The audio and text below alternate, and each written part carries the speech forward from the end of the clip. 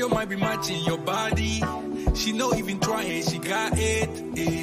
I be here beside you, anything I got you. You know play. All you do is shut down the runway. Looking dangerous like a gunplay. They all wanna grab you, on you like a tattoo. Hey, don't you fall like you don't even try to. Nobody can match you. Don't you fall like sexy mind and body. You already got me now. Hey, you know like get it. Hey, you know like get it. Body moving, get it. She can do it, get it. So wild tonight. Waist beats are in motion, round our body. When you do it slowly, you take me for a ride, yeah. I go see you through together, baby. You scatter the streets, your vibe is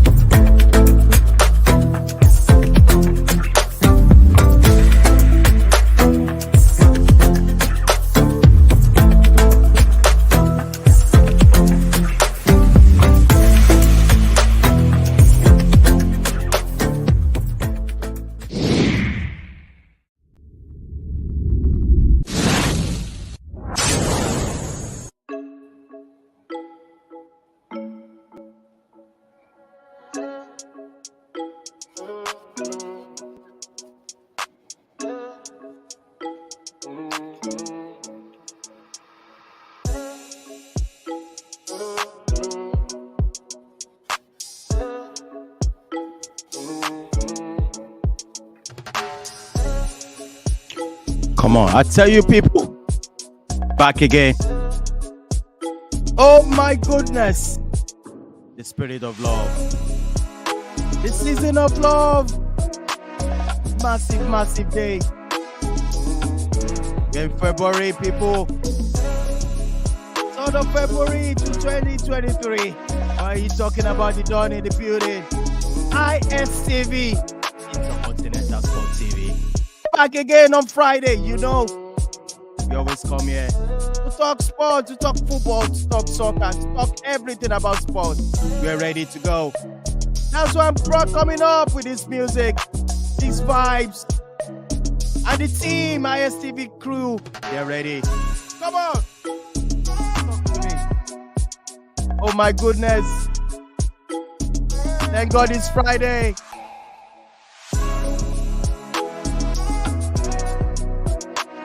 Loud people, smash the like on the video. If you are watching this for the first time, you know what to do. Subscribe, join the community. It's easy, it's free, it's everything. Oh, Chelsea buying players like anything. Like Atarodo, like tomato, like all. Chelsea buying everything. Oh, we don't care. We're ready. Talk about Chelsea, people. All right. Which club? I said which club are the best January transfer? That's the topic for today. The impact of the signings. Enzo Fernandez. Enzo in the building of Chelsea. I don't know what Wes going to talk about. Is he happy with the transfer? Is he happy? I'm scared of Chelsea, people. I'm scared. With that being said, let me go this way. I'm welcoming this baddest guy. All the way from United Kingdom. Okay, what's going on, bro? Talk to me. Are you happy with Arsenal? Arsenal doing the deal. This music is for you. Good, yes. This music for all Arsenal fans. Yeah, I mean, we didn't get the two targets that we wanted, but we got targets to cover good positions. So I'm good with the signings, definitely. All right, you're welcome, bro. What's going on? How you doing? Very well, thank you, Bidon. It's always a pleasure to be on Intercontinental Sports TV. I'm ready to get right into it and dissect the juicy, fantastic topics we have tonight. All right, let's do this again. I'm going to welcome this same man all the way from New Jersey. Ira, talk to me. Liverpool in the mud. What's going on? Hey, the Don. It's good to be here. Good to be here.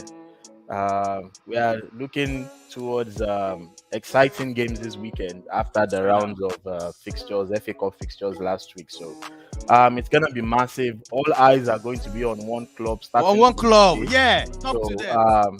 Yeah, it's really exciting. We can't wait to start watching the EPL and the games all over again. So it's good to be here. All right, welcome, bro. Welcome. All eyes on that club. All eyes on that club. That blue version, that blue side in London.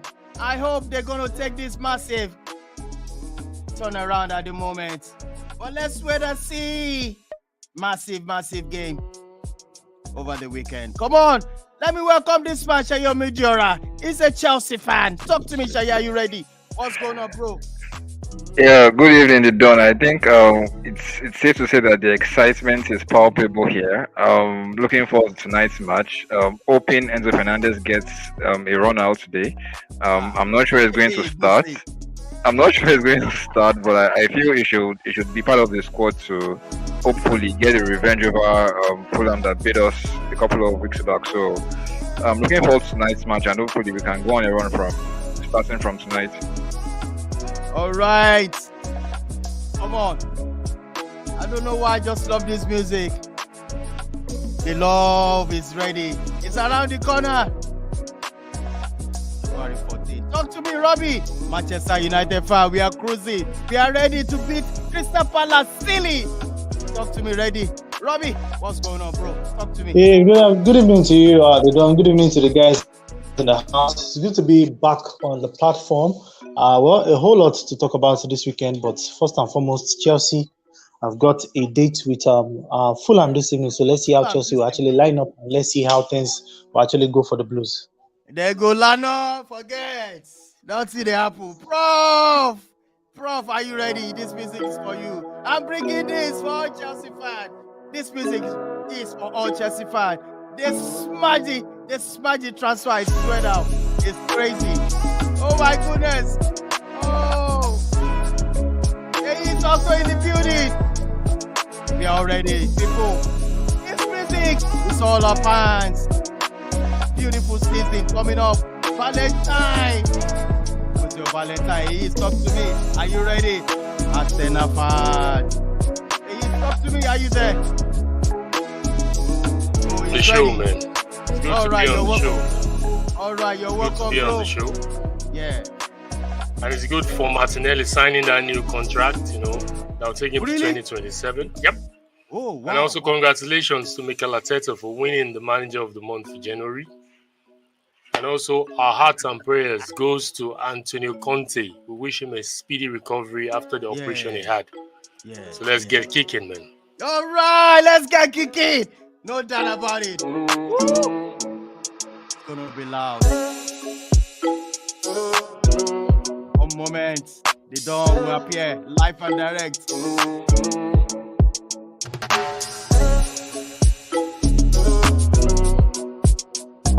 Yeah, we all said people. What's going on? Okay, don't share it. Talk to me. It's good to be here as always, man. It's good to be here as always. For some reason, I'm excited to watch Chelsea play tonight. In fact, I'm ready. Has... I am ready. I am ready. Yeah, we are ready to follow you to the anywhere today. We go follow. I want to see what Chelsea is up to. I am ready. Looking forward to it. Okay, I don't feel swear right now. I am just ready. I want. All right, people. You're welcome to the show. Please smash the like on the video, people. You are watching anywhere you're watching from. This is Intercontinent. We do this every Friday. You know what I'm talking about. Talk about soccer, talk about the football. But let's look at this topic straight up. Which club had the best chance? I don't even want to ask you guys. Is Chelsea, Abby? No for me. In my own opinion, no. Arsenal. Oh, really? Yes. Wow. Arsenal has the best. They bought players in strategic positions, in positions where they actually needed players. So they got good cover. It's not about numbers. It's not about bringing in a guy that has spent 6 months in Europe. So for me, they brought in 3 fantastic players. A lot has been said about Jorginho, but this is an Euro winner. He has won the Champions League. He has played in good leagues, played in Napoli, played with Chelsea. So people have said a lot of things. He's slow, is this, is that. But the truth is, if Xhaka and Partey are not around, whoever Sambi Lokonga and I don't know the name of the guys, they are not able to give that quality when those guys are not around. So Jorginho, I think, can cover those positions very well. Also, Trossard, like I said, experienced signing, Belgium international, a lot of Premier League experience, very good in up 3 positions up front. So they have more than enough cover in that position as well. And the left-footed centre back, I have not seen his games, but definitely they need someone for Gabriel just to have that balance at the back in case Gabriel is not playing, and also to give Gabriel some competition because the guy can be shaky at times. So it's not about the numbers, it's about quality, it's about what you need, it's about the balance of the squad. You don't want a squad where everyone is around and it looks like you're having a college party. No, that is not what it's about. So they bought very well and they had the best transfer window in my opinion. You know, I rate. If you look at my slide, I was thinking Chelsea. Look at it. I mean, they are loaded. I thought they had the fantastic January transfer. But you mentioning it's Arsenal. Robbie, let me start off with you. Which team? Which club actually smashed the transfer? Because I said it's Arsenal. Talk to me, Robbie. Well, let me say for me, I think I might want to pitch my tent with Irate. No offense to Chelsea. Yes, Chelsea did well. They got players for the future. I think that is something that we need to praise and we need to admire Chelsea for. Because they've been able to see what other clubs did not see in terms of how they were able to bring in the reinforcement that they've been able to bring in during this transfer window. And of course, yes, they handed out contracts like we have never seen it in world football before. And I will tell you that since I've been following football, this is one of the longest contracts I've seen, 8 years, 7 years, and thereabout. But I think they did well in that regard. But in terms of quality, in terms of how important they actually want the things they want to do right now, I would tilt with Irate and I will agree that Arsenal did very well. Let's not forget what Trossard brings to the table. Trossard is somebody that is tested, trusted in the Premier League. He needs no introduction and he does not need that much time to adjust or acclimatize to the Premier League football, because the club he left in Brighton and Hove Albion, they did very well and they are still doing very well. So for Trossard, I think it is a very, very good recruitment for them in that regard. The Kiwo, well, I call him Kiwowo. The Kiwo guy is also a very good one, in as much as playing for Spezia. One would expect that in this short time he will still need to acclimatize. He will need to find his way around how things are being done in the Premier League. But I think overall, Arsenal got the recruitment they need, and I believe that those recruitments will actually kick into gear for them, and of course give them what they want in terms of moving on and of course getting the Premier League title. I can't believe it. You guys are saying Arsenal. Well, Sheye Omidora, please. You know you're a Chelsea fan to the core. Look at this signing. Kilo Chele now. Mark me now. Chelsea mark power now.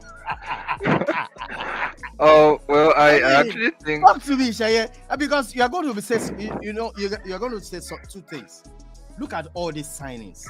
Definitely, how is this manager going to handle this thing? I mean, look at this. Look at another slide now. Players on Chelsea books.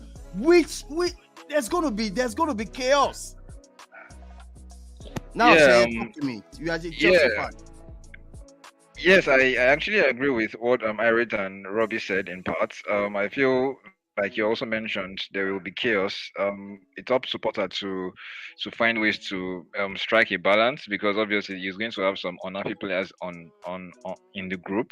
For instance, we heard that Aubameyang has been dropped from the Champions League squad, and if you notice in recent weeks as well, since the start of January, he brought him on against Man City and took him off in that same game. He played only about 60 minutes, and also in the game at I think at the Etihad a few days later, he didn't utilize Aubameyang on the bench. He opted to bring on David Datro Fofana, the young forward who we just brought in January. So it seems like Aubameyang is on the outside looking in, more or less a year after he moved from he moved to Barcelona after Arsenal cancelled his contract, more or less. So I think obviously someone like Aubameyang is someone that the club will look to move on in the summer. I also think easy.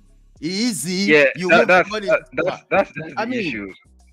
So there will be issues in selling players, the likes of Loftus-Cheek, the likes of even Lukaku, who is still on loan at Inter. We still don't know whether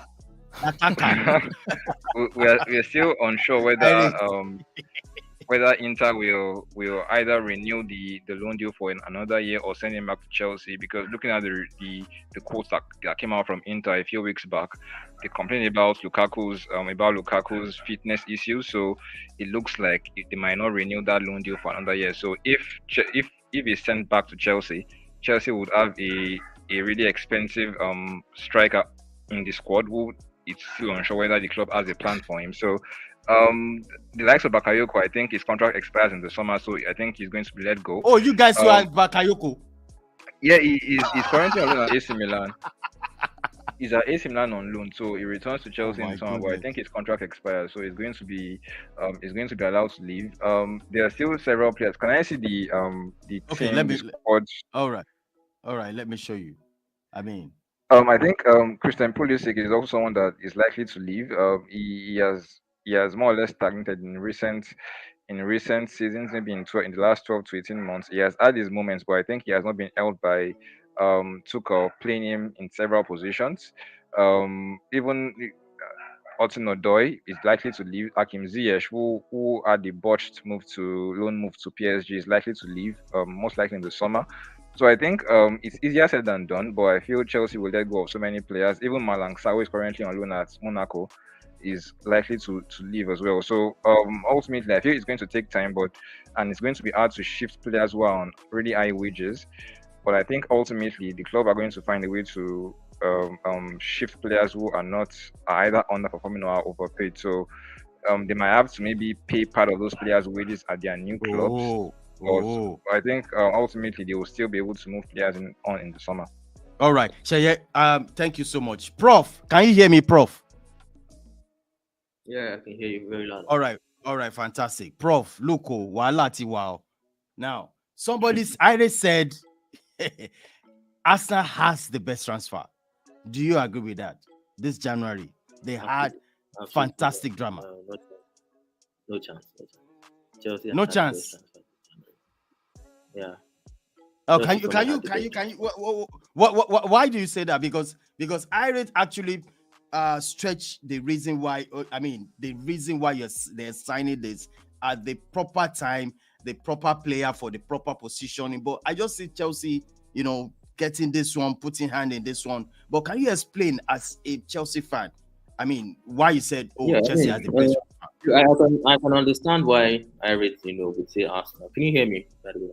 Yeah, I can hear you. Please go ahead, please. Yes. Yeah, I can understand why Iris would think Arsenal are the best transfer because they are on the upward trajectory and they are going for the title. It's easier that way when you want to sign players. When it's easier to have a clear distinction of what you want to do. It's very easy what they want to do. They know that they have to look for a backup to the number 4, Thomas Partey. They also know that they need a centre back, and so they know how to. That when you're gunning for the title, when you're almost there, it's easier to make signings just to fill in 1 or 2 holes. So, and that's what they've done. They got Jorginho for a cheap, even though his contract was supposed to expire next year. This season. For me, I think it's a win-win situation for everybody. Jorginho gets to play, possibly win a title. Chelsea, got some money from him. He would have gone on a free. So it's a win-win for all 3 parties. I can understand that. But if you look at it on the long run, the kind of caliber of players that Chelsea have gone on to get this January, Yeah. come on, we cannot. These are potential world-class players here. Look at like Modric. We're going to watch him tonight. But actually has looked very, very good. Madueke is a very clear. We got Malo Gusto, who also did this one for the future, the backup to Rhys James, and it's one of the best right backs in the league at the moment. Likes of Joao Felix. There are a lot of players here. It's difficult to look beyond Chelsea, and then the big one, Enzo. Who is the World Cup winner. It's difficult to look beyond Chelsea having the best windows for them.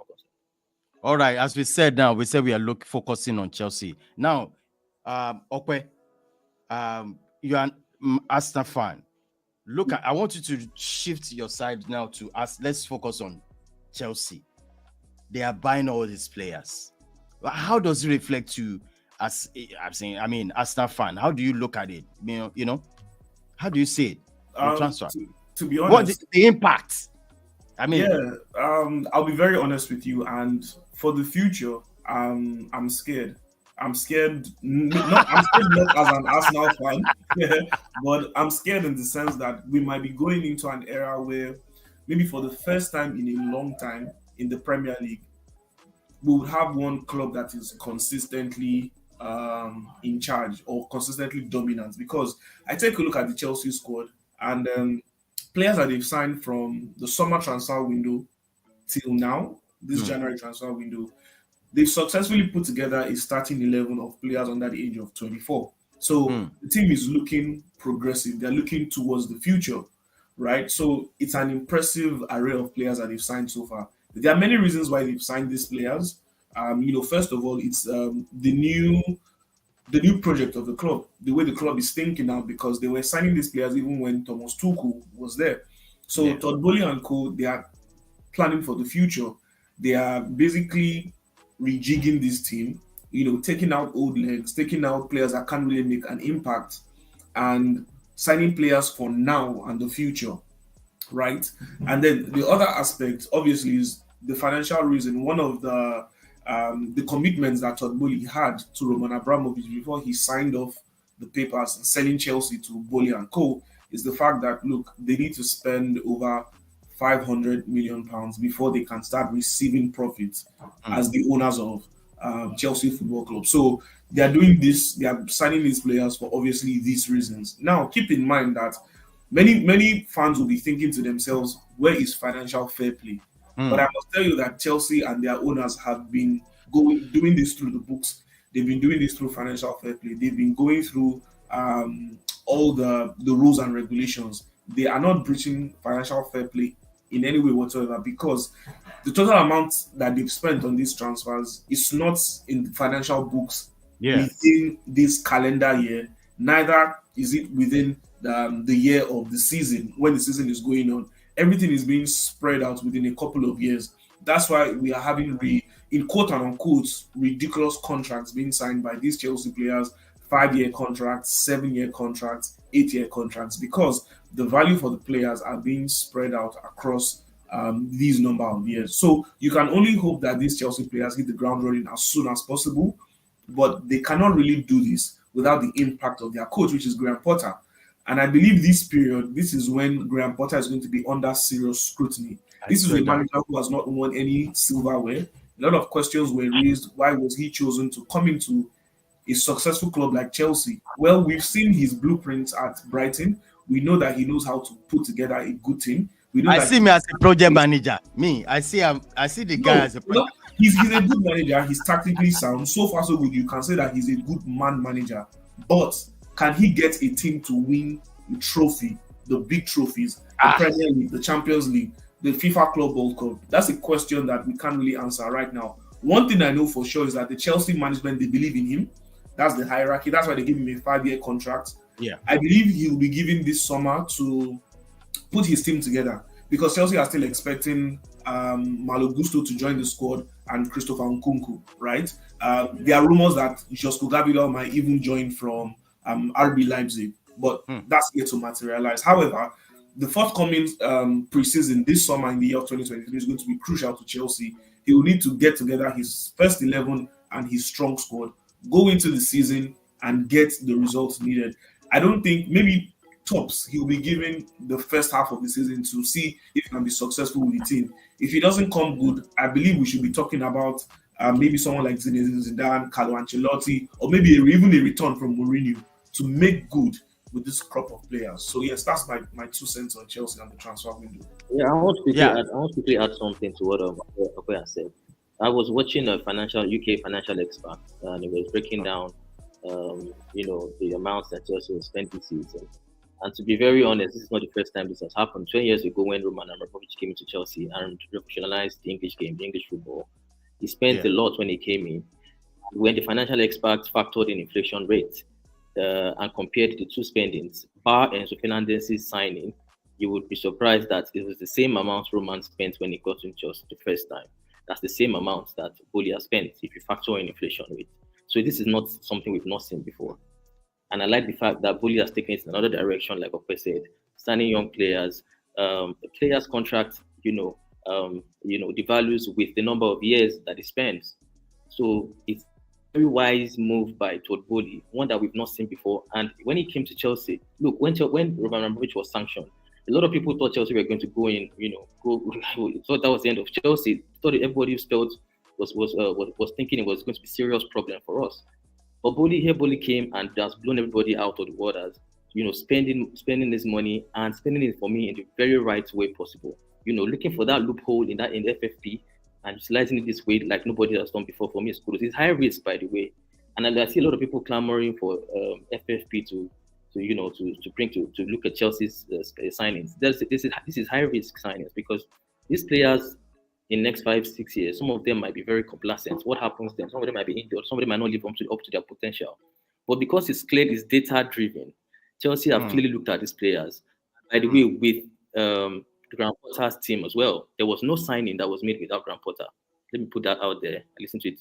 Graham Potter's team was involved in all the signings that Chelsea made. So clearly looking at these players, they feel like it's good risk for them to take, and they've gone with it. And look, it's going to be exciting to see what Graham Potter does with this team. All right. Can I say something? Oh, I got a message. The breaking news: the starting 11 is out. Enzo is starting. Oh, really? Just like that? Can I say something? We don't have any DML. Irate. You want to say something? I just want to say something concerning. You are the next person to. I'm going to. Sorry, Irate. Okay. I'm going to ask you. For Arsenal's case now, you guys signed fantastic players. I want to know the impact to help you guys get this trophy at the end. How is it going to affect Arsenal? But Irate first. Irate, quickly say what you want to say. Yeah, I just wanted to say, like Prof said, it's high risk. And Okwe also made mention of the fact that these are young players. For years to come, we could see this team settled and this young team coming together to win trophies. and also taking the Premier League by storm, just like Arsenal are doing this season with their young players. But it could go both ways. Like I said, it's still potential, and we've seen players that have not fulfilled their potential. We've seen many of them, and if you look at the current Chelsea squad, they're talking about some players that are not performing. But these were players you bought because they had potential, and right now they are not performing. So you want to clear them out and bring in another set of young players. What is the guarantee that this new set of players will also be performing? So absolutely. You have to create it's all about the environment, and it's all about the right man to make them perform. Did you create the environment, and do you have the right coach to lead them? That we will find out. But their potential signings, exciting times, but at the same time, by a Chelsea fan, I would tread carefully. All right, it is Arsenal. The impact is going to. I mean, look at Chelsea for crying out loud. What is good? Yeah, man. For me, I've listened to what everybody has got to say, but for Arsenal, I think the strategy was different compared to that of Chelsea. The Arsenal board have said it from the beginning. They're not going into any bidding war. They're not going to waste money on any player. Yes, even when they scouted Modric, they felt Modric was going to be added to the project. But when the other team from the side of London decided to, up the price, they decided to back out. And we saw the player they brought in replacement, which was Trossard. This thing happened last season. They went out for Vlahovic. Juventus came in. You saw the replacement they brought in, Gabriel Jesus, and the likes. We wanted to get Leandro Martinez from the guy that went to from Ajax. Manchester United got in. They went to another option. They pivoted. I think that's the word, pivot. They pivoted to, or pivoted, whichever one is correct. They pivoted to this guy from Manchester City. So Arsenal, they're clear with their strategy and they stuck with their guns. And we see what they've brought in. There's a difference between quantity and quality. So possibly Chelsea brought in the quantity, but Arsenal brought in the quality. And I've heard conflicting news saying, I've heard some source, Chelsea fans, saying Graham Potter was not included in this transfer saga or the whole transfer drama that happened in January. And some part of, or some section of the fans also alluded to the fact that Graham Potter was part of it. But for me, a typical example is Manchester United. You could see the players that have come in, the Weghorst, Anthony, Leandro Martinez. You could see these were players that Erik ten Hag wanted to join the team. Another typical example, Arsenal. You could see the players that they have signed. These are players that the manager had an imprint or had an input into bringing them into the squad. For Chelsea, it is difficult for me to say that because I've been watching football ever since, and you would know when a manager is part of the recruitment team. It's clear like daylight. You don't need any soothsayer to tell you. You don't even need to look into a crystal ball to say, oh, show me, was Graham Potter part of this recruitment team? It is so clear to see. But that's an argument for another day. It is none of my concern. But for me, Arsenal have been able to go into the market to add quality. You saw what Trossard did against Manchester United. You also saw a glimpse of what it did in the FA Cup against Manchester City. The Kivio guy that they brought, the Polish guy. Yeah. We all think he might play the left centre back. All the games he played for Spurs this season, he has played as a DM, as a defensive midfielder. So as Arteta and Edu, they've worked closely to bring in players that can play multiple roles. Jorginho is not Jorginho, and if you watch critically, Jorginho, they are not like for like players. But Jorginho can do what Partey does, and Partey can do what Jorginho does. So it's like for like. And you could see this other guy from Manchester City, the guy that plays left fullback, I've forgotten his name now. Zinchenko is another player that can play in the midfield. So this is, you could see it's so clear, the strategy of the transfer that Arsenal have decided to go into the season. So they brought quality. But for Chelsea, if I talk, I'm an Arsenal fan, they will think I am beefing. But this is objectivity. As a football fan, have we ever seen this kind in a long while? No. Even when Roman Abramovich came over and took over the helms of affairs in Chelsea, we saw the players that they brought in. Yes, if analysis had said that the spending has been the same when Abramovich took over Chelsea, no doubt. But we could see players that were brought in. They were players that were, they were players that had quality in wherever they were coming. A typical example, Didier Drogba. We knew Didier Drogba in Olympique Marseille when he was brought from Olympique Marseille. Another typical example, Carvalho, when he was brought from Porto. And I'm just looking at some stats here. 2020, 2006, 2007. These were the players that came into Chelsea. Ashley Cole, Michael Ballack from Bayern Munich, Solomon Kalou from Feyenoord. These were guys that were really, really owning their skills in wherever league they were coming from.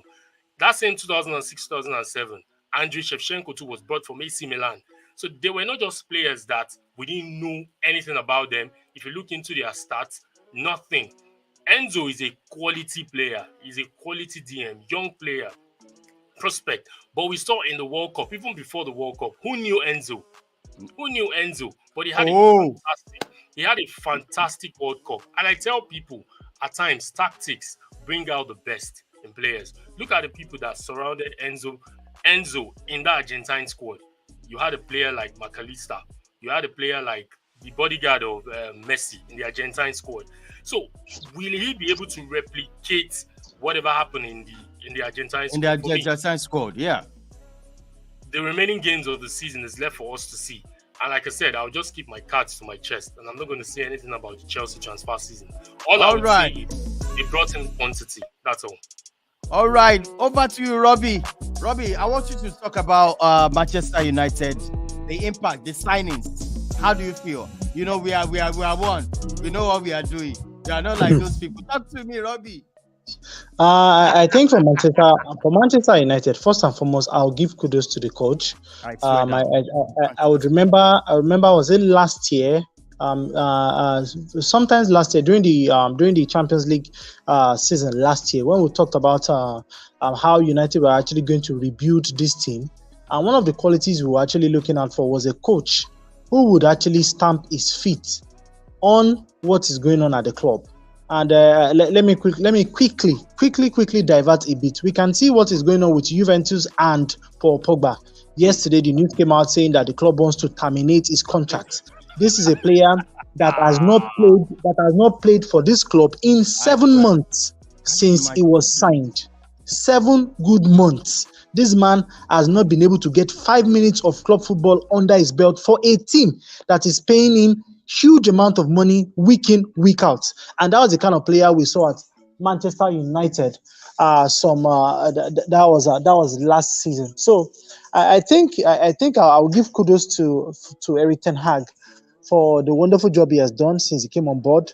The players he has brought in, they have been players who have been instrumental to what he's building right now, and instrumental to what he's building in the next couple of seasons. Enzo Fernandez, Lisandro Martinez. Oh, don't talk about Enzo. Leave them. Lisandro Martinez has been rock solid for Manchester United.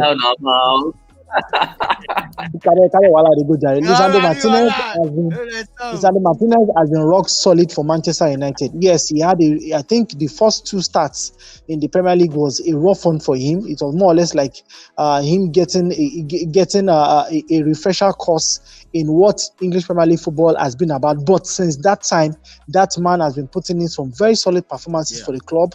Talking about Rafa Varane, he has more or less like a defender reborn. Even the goalkeeper has been impressive all round the team. You can see what this man is cooking, and of course, it is exciting to watch United play. The Arsenal Manchester United game was more or less one of the most interesting games I have seen in a very long time. One of the most interesting games I have seen played between both teams. Yes, Arsenal won, and I will tell you, Arsenal deserve every single point of that actually was accrued for that game. But overall, the game was interesting to watch. There were twists, there were turns.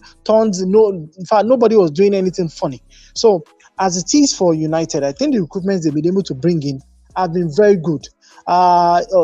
Sadly, the two recruitments that the club has been able to bring in Vegas and of course Sabitzer, the United fans are calling him Stabilizer, they are calling him Sabinos, they are calling him all sorts of very, very, very funny names. But I think he's still good. So unfortunately, the Sabitzer deal comes with a no-buy clause. So the thing is, the guy might go on to impress for the team, and I think United will have to put on their thinking caps to sit down and negotiate with Bayern Munich for the player. He's young, and I'll tell you, the guy is talented. For Vegas, I really don't see a future with the club that is after his loan deals expire. So the thing is, we're looking forward to seeing what Erik ten Hag is going to do at the end of the season, and of course, the kind of players he will be able to bring in next transfer window. All right, one minute. I want to talk to Prof right now. Prof, look at this. Prof, Can you hear me? Now, among all this list now, can you please pinpoint, give me your best 11? On Chelsea. Best Just 11 1 minute. Ben Starting from goalkeeper. Kepa, no, starting from goalkeeper. Okay. Kepa, Ben Chilwell, Badiashile. Okay. Thiago Silva, Luis James. Okay. Now N'Golo Kante, Enzo Fernandez, and Kovacic. For me. Okay. Now moving three up front. I'm seeing Nkunku here, but he's not here yet. Yeah. But I'll just go with Modric, Nkunku, and we've not signed Felix on permanent deal. Okay. Modric, Felix, Nkunku, maybe if it's still there. Felix, Nkunku, and Modric. What about Sterling? Yeah. I mean, Sterling. Well, we have to look. One thing about how the quantity of players, they'll have to fight for the shirt. Okay, so it's a good problem to have as a manager. You rather have enough quality, than not have quality at all. So it's good. It's a good problem for Potter. They will have to compete and fight. It's a bad problem for Potter. Sorry to cut you. It's a bad problem for Potter. Why? Because he has never in his career had this amount of quantity at his disposal. So it is a bad one for the manager. And I will say it now. At the end of the day, the manager will actually be the casualty of this team. The players will stay, no doubt. But the truth is, he does not have the brain power to be able to put this side together through their pieces. That is what we're actually going to say. It's not even just about the brain power. Even the best managers in the world, I mean, we're talking about the Ancelotti's, Guardiolas. They've never had a squad this large in their lifetime as a coach. It has never happened. For club, none of these managers have had this kind of squad. But sorry, I don't understand.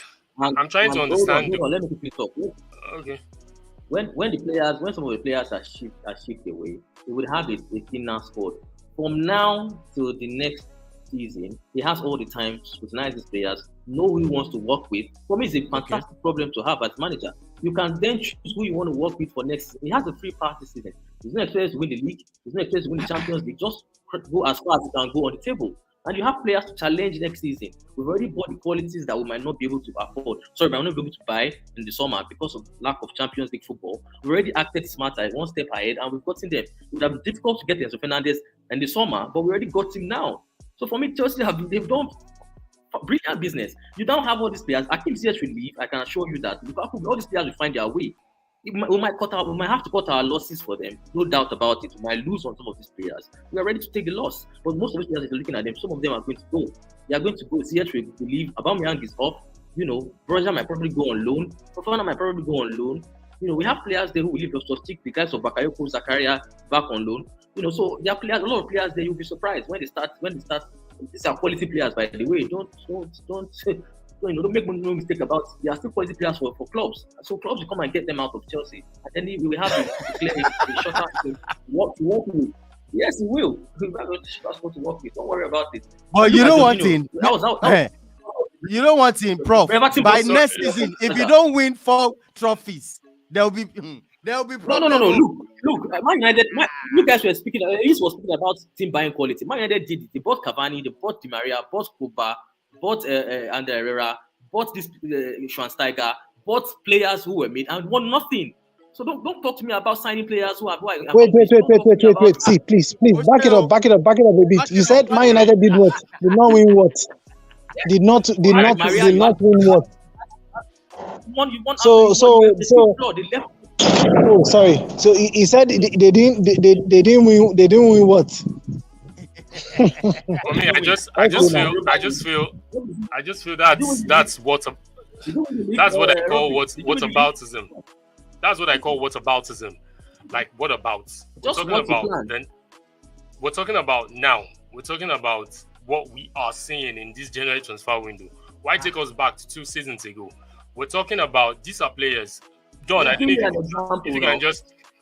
you can just show me that other slide that I had. This is what Chelsea currently have in terms of player assets, in terms of player stock. And I hear quality. I'm trying to understand what's quality.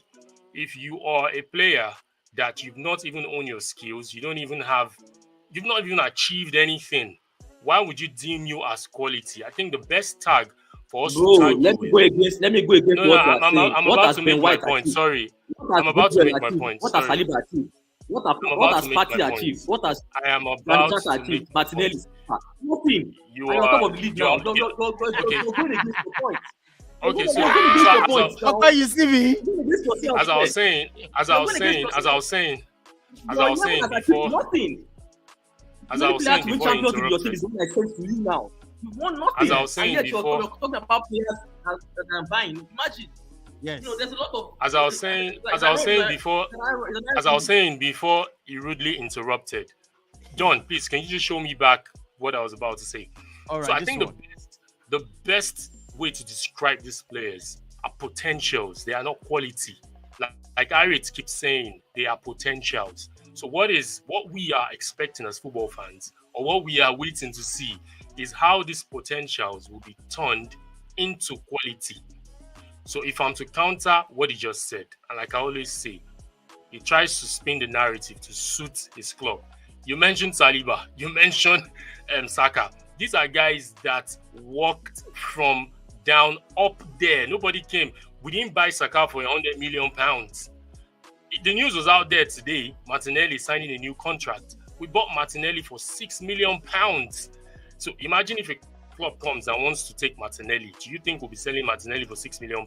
We'll sell Martinelli close to 80 million or 70 million, if I'm not mistaken. So this is what I'm saying. Chelsea's approach, like I said, I am not faulting it. I am not wronging it. It is what they want to do. It is their strategy. Arsenal has its own strategy. Arsenal is not the type that will throw money on players. You could even see the highest transfer fee. We regretted at the end. Pepe, he didn't come to the billing. And that was what Edu and Arteta saw when the money for Mudryk was going high. They didn't want to make that mistake, so they left it and let it be. 95 million for him now. What are you talking about? Sorry, you're why are you analyzing football like this? You're interrupting again. Hold on, bro. You're interrupting again. You're interrupting. What we are hearing they want to pay. Did you see anybody come out to say, yes, we actually wanted to pay this money for Mudryk? There was someone they wanted to buy. And when Chelsea came into the spot, they decided to blow it up. And you saw what they did. You think if you have £95 million, if you really wanted to sign a player, what is £5 million? What is £5 million? It shows they didn't really want to sign the guy. Though they wanted to go for him, but everything turned out to be money heist and put money on the player, and they decided not to go for it. But that's and I beat it to win.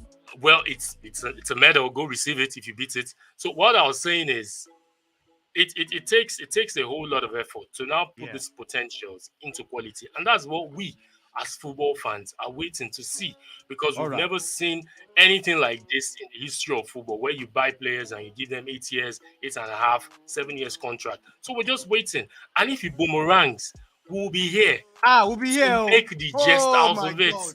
And if it works, we'll be here to praise it. So just Chelsea fans, just take a chill pill. Nobody's fighting you guys. All right, let's move on to the Gate 22 for this weekend. Chelsea, very soon they'll be playing Share your media. What's your score like? What's your score prediction for this game? Chelsea versus Fulham. Talk to me. Don't sleep. Don't sleep. All of us are going to watch the game. I was Oh yeah, talk to me. I was prediction. waiting to actually see the lineup before hopefully making a prediction. Now that I've seen the lineup, I think this game is there for the taking, and Chelsea ought to win it 2-0 or 3-1. 3-1. Do you agree, Prof? That you guys gonna win this game? Prof, talk to me. First of all, you know, the amount of people watching this game with the motive that we feel they are too much. Let me put that out there. A lot of people are going to watch this game with their heart for just to feel. But I can tell you that Chelsea will destroy Fulham 3-0. Like, they are dead. They are dead. So what's the score prediction? Your score prediction? 3-0. 3-0. Oh my 3-0. God. 3G. Oh my Jehovah. Oh my goodness. All right. Irate, do you believe them? They said 3-0. Yeah, I say. No, I don't believe that. I don't. Fulham are actually doing better than Chelsea this season. So, I don't think it's gonna be a very easy win for Chelsea. I see a draw in this game, a 2-2 draw.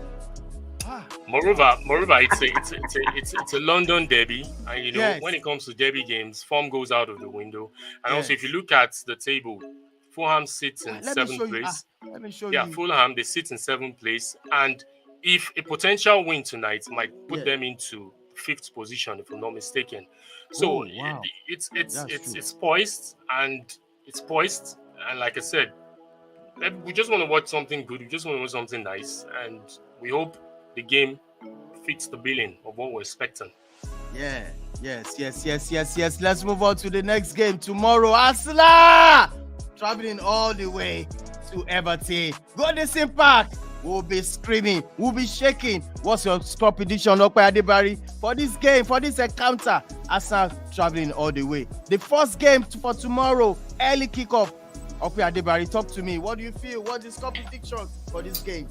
I mean, first of all, I expect an Arsenal win. Arsenal are that's the first thing. But some people are talking about Sean Dyche. But you see, Arteta is not new to Sean Dyche. Arsenal is not new to Sean Dyche. Everyone knows what Sean Dyche is all about. Setting up a team that is defensively sound, that is going to be able to cope with pressure. Every Sean Dyche side, they absorb pressure, they hit you on the counter, and they are clinical in front of goal. However, Sean Dyche has only had a couple of days with this Everton squad. This Everton squad does not fit the bill of a Sean Dyche team. However, there are players in this Everton squad that can play the way Sean Dyche wants to play. That's one point. The second point is the fact that we don't know what Sean Dyche wants to do with this team. They need to survive relegation. But when you've got quality players who can do more than parking the bus, sitting down and absorbing pressure, you will be tempted to set up the team in a way that they can express good football, they can be well compact defensively, and also do what they need to do in front of goal. So whether you like it or not, Sean Dyche, irrespective of what he projects to the media, he's going to be in a dilemma. Because when he takes a look at the books of the players, some of the dynamic players that Everton have, Alex Iwobi, Andre Onana, in defense, they've got really, really good centre backs who sometimes are just average. Yerry Mina, Ben Godfrey.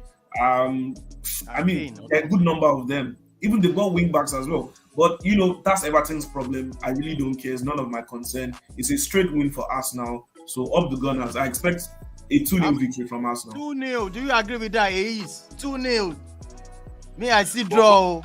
For me, if you look at the stats, it's not been favorable for us at the Goodison Park for the past 3 or 4 games, if I'm not mistaken. And like I always mention, the way Goodison Park is, the way it is architectured, the fans are closer to the pitch to the pitch, very, very close to the pitch. And when they bring the noise, possibly we saw what happened last season. Partey was shambolic in that game last season. He even gave away the goal that he used in scoring the winner. Lovely goal by that Everton player. But what I just want to say is, the manager bounce. Okpe just mentioned it. He's going to set them up low blocks. We know, but the question is, did he have enough time to put his imprint on the team. But the thing is, Arsenal, they're on their trajectory. They're in form, and we know they've had a good away record, best away record this season in the Premiership, in the EPL rather. So it takes, for me, I know it's another test because we've passed the test from September, October, January, and this February. These are another test. It's going to be a tricky game, and if Arsenal don't start fast like they used to start, it might, if it goes into 30-35 minutes without Arsenal scoring, you're giving the fans an edge, you're giving them an advantage, and they can act like the 12th man. Like I said, see, I played football amateur. When we go to play, when the fans are on you, and especially on away ground, it takes a lot of guts, and it takes a lot of willpower for you to be able to withstand what the fans, especially if you're on a away ground. So it's just left for Arsenal. If they stick to what they've been doing for the past 19 games, starting fast, scoring, I think that's going to put Everton a little bit, to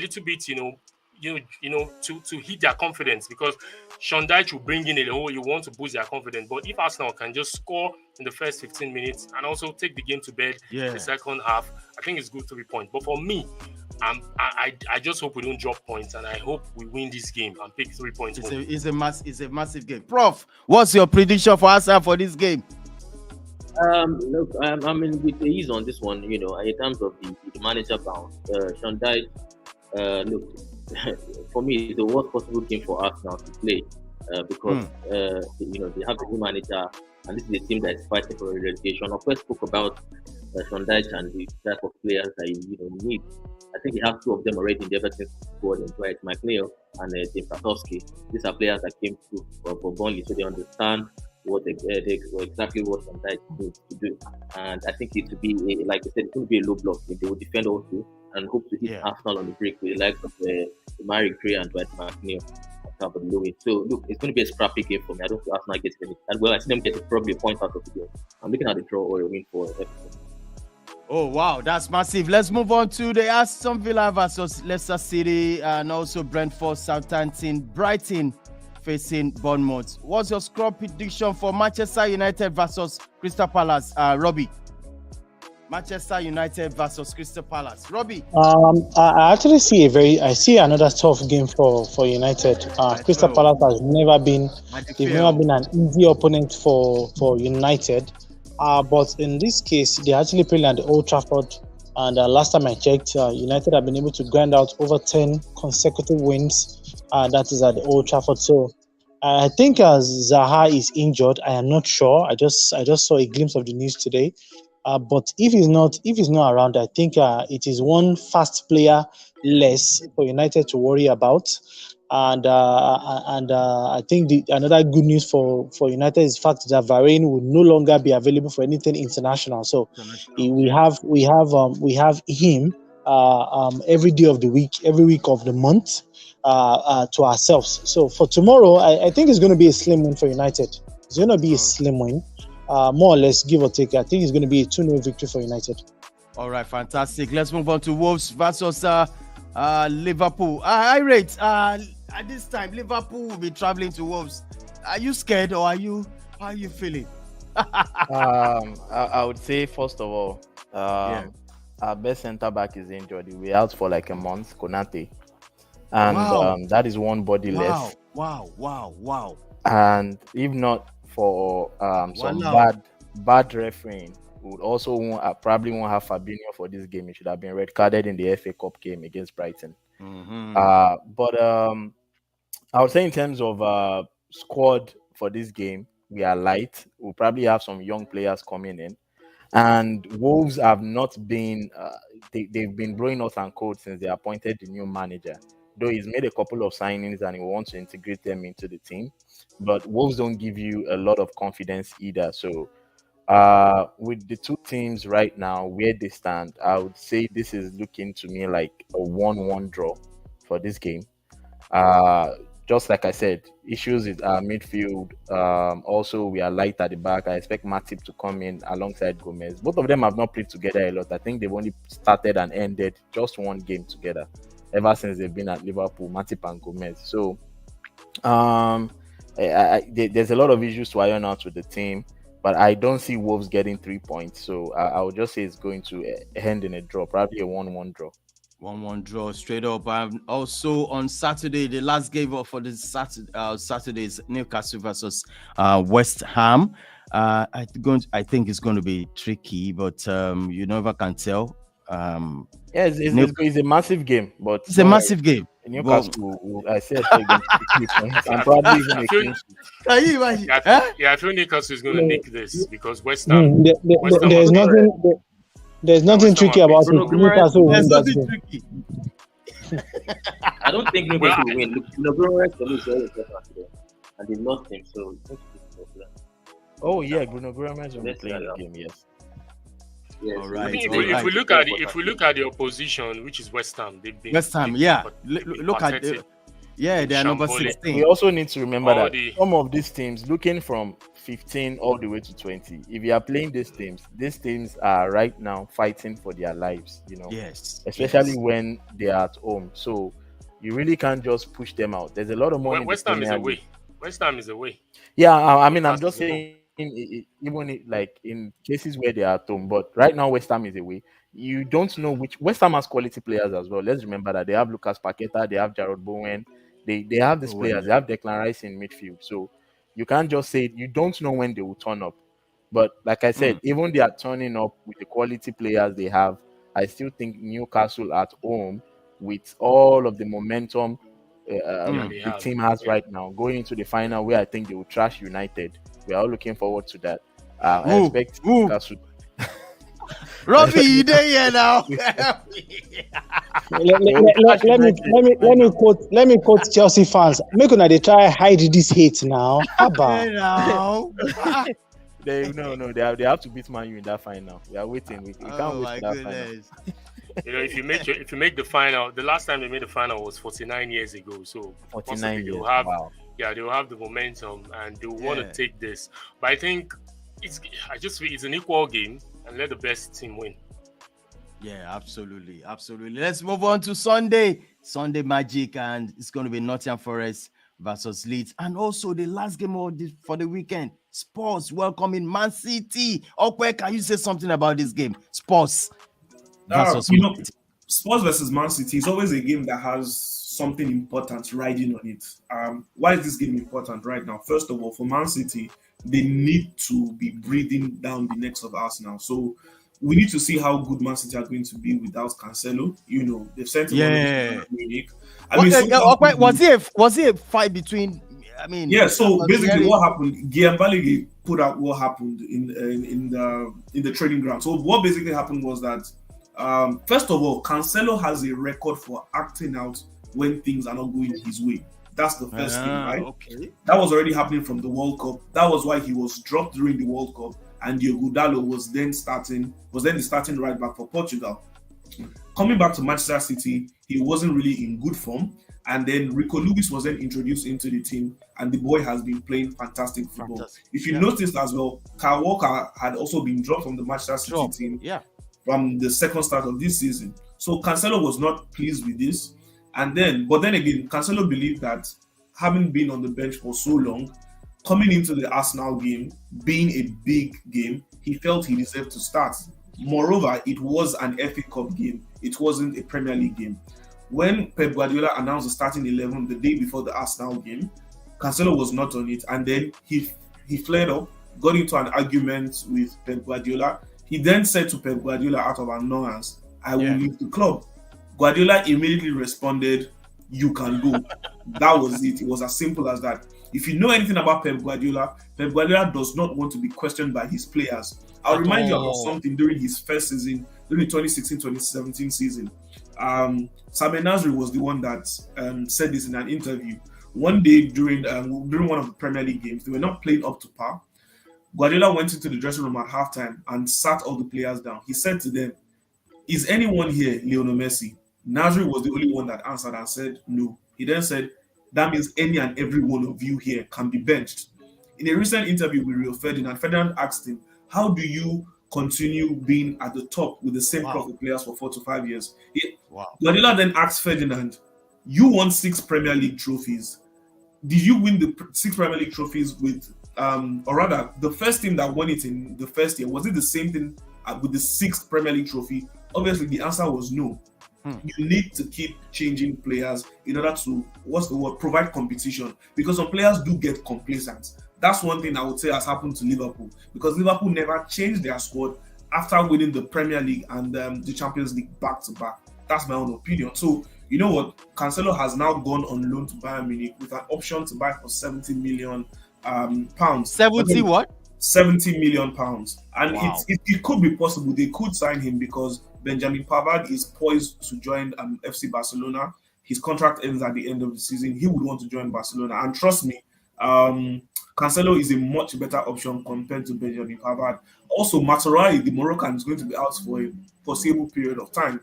And then when you take a look at their ages, Cancelo is older than Masurai. So you can say you want to sign Cancelo so that he is able to groom Masurai, or Masurai is able to learn under him. However, does Bayern Munich want to spend 70 million pounds for a 28-year-old? That's just the question.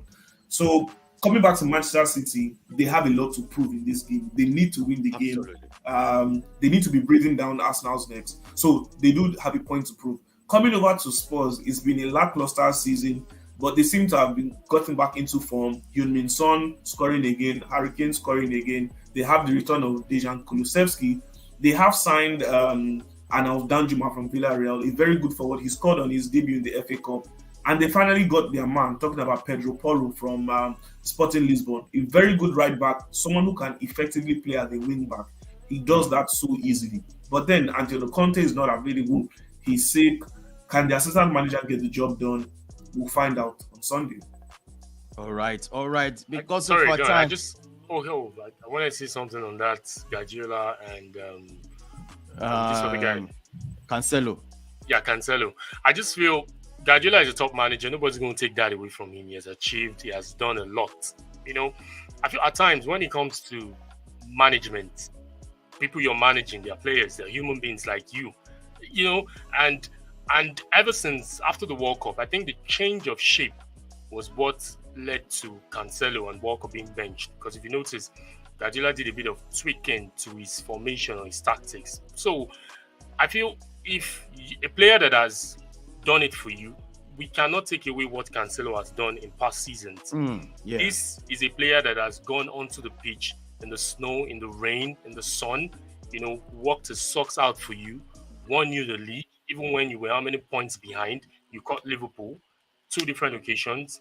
So I think when situations like that happen, you need to communicate. Communication is key in whatever we do. And from an outsider, I don't have information inside, and I don't have anybody in Man City feeding me with information. With what I could see there is no communication. There is no communication, and when it comes to management in any level, in any strata, management class I've attended, I manage a team, and if I tend to want to change in terms of, okay, like I manage a software development team, let me just put that out there. When we are working on projects, if I decide to say, okay, you work on this and you work on this, and if I decide to take someone away from what he's doing, I'll have to sit the person down to tell the person, this is the reason why I am taking this action. It's not because I have anything against you, or it's not because you're not good, but just because XYZ, and I want this project to move to the next phase. That's why I'm doing this. Looking from the outside, I feel there was no communication between Cancelo and Guardiola. It's my own postulation, and I may be wrong. And I just feel that could have been handled easily or handled within to now, put their destiny out there. But it's a good move for Cancelo because he gets to play good football. He gets to play every week, and we saw the impact he had again already in the midweek game, assisting a goal. So that's just my 2 cents. All right, because of Chelsea. I just want to say something real quick before we go, Didon, about Cancelo. Before the World Cup, Cancelo was a starter. He was starting for Manchester City. But I realized in the World Cup, he was on the bench for most of their games with Portugal. And this is not even with Man City, with Portugal.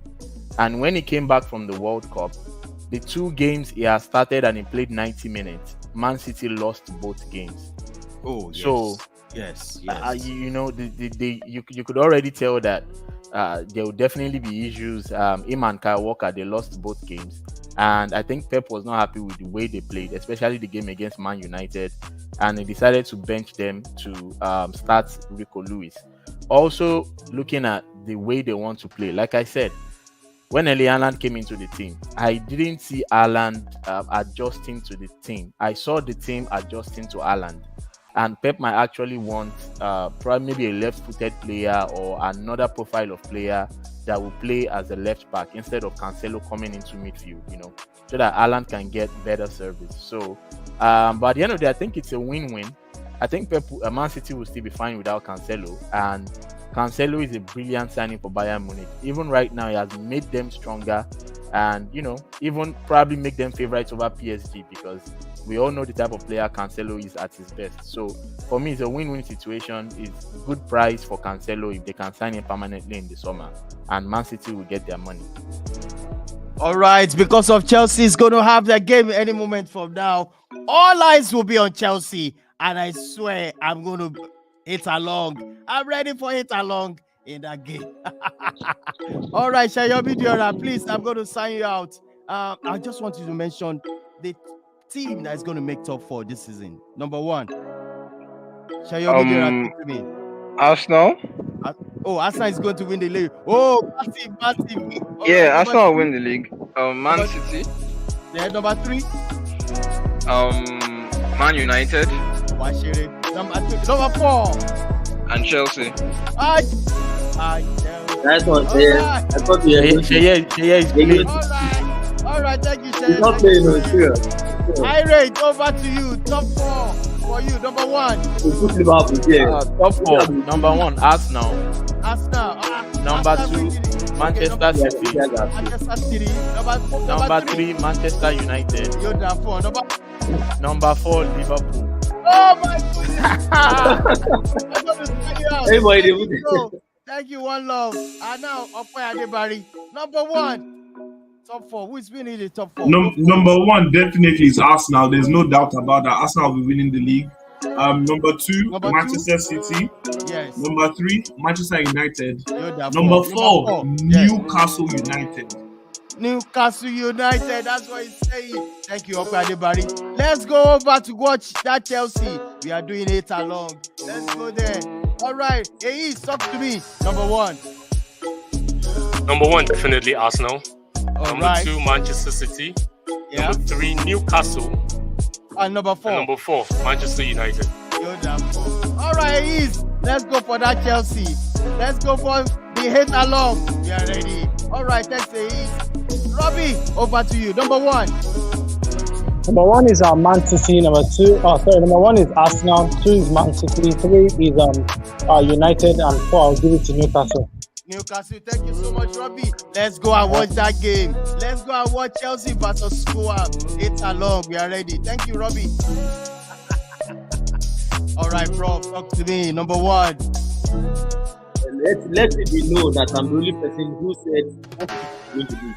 Man City will win the league. Yes. Arsenal 2nd. All right. Man United 3rd. And Chelsea 4th. All right, thank you, massive game. We are there. We are going for your game tonight. We are there. Let's along. No shaking. All right, people. This is the dawn. I'm so much excited. I love this game. I love this game, man. Friday tonic. This what you like on the video. This is how far we can go tonight. You know what I'm talking about, baby. This is a love season session. Love season is around the corner. Please put some love to your neighbors. Put some love. What do you like on this video? Share the video. I love it. Massive weekend. For me, who's going to win the league? I think Manchester City. For me, Manchester City. Number 2, Arsenal. Number 3, Manchester United. And number 4 will be Newcastle. On this note, I'm signing out. Thank you, guys. Smash the like on the video. Back again next week. One love, people.